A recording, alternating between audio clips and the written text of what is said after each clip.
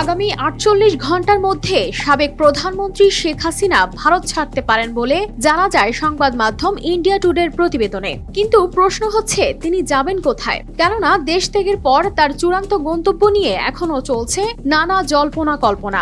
এখনো দিল্লিতে নিরাপদ আশ্রয়ে আছেন তিনি। শুরুতে ভারত থেকে লন্ডন যেতে পারেন বলে খবর পাওয়া যায়, কিন্তু এরপরেই সংবাদ মাধ্যম এনডিটিভির সূত্রে জানা যায় তাকে আশ্রয় দিতে অস্বীকৃতি জানিয়েছে যুক্তরাজ্য। এখানেই শেষ নয়, সোমবার যুক্তরাষ্ট্র শেখ হাসিনার ভিসা বাতিল করেছে বলেও জানায় ভারতীয় সংবাদ মাধ্যম। এতে দুই শক্তিশালী রাষ্ট্র শেখ হাসিনাকে আশ্রয়ে অস্বীকৃতির বিষয়টি নিশ্চিত হয়।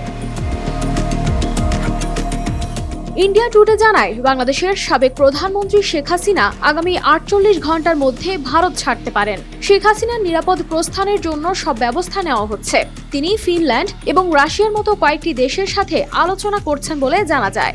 এছাড়া সংযুক্ত আরব আমিরাত, সৌদি আরবের মতো দেশকে বিকল্প হিসেবে বিবেচনা করছেন তিনি।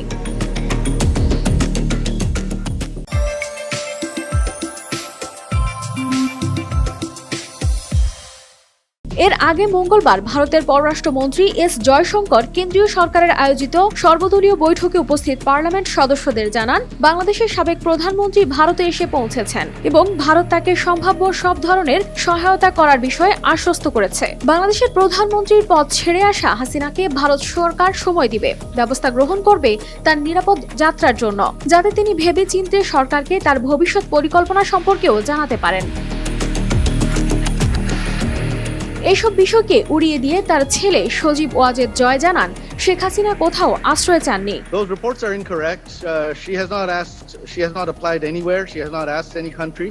সংবাদ মাধ্যম এনডিটিভিকে দেওয়া এক সাক্ষাৎকারে তিনি বলেন, ৭৬ বছর বয়সী হাসিনা যেভাবেই হোক অবসর নেওয়ার কথা ভাবছেন। এখন তিনি রাজনীতি থেকে অবসর নেবেন, নিজের পরিবারের সদস্যদের সাথে সময় কাটাবেন। তবে সেটা কোথায় এবং কিভাবে তা নিয়ে এখনো সিদ্ধান্ত হয়নি।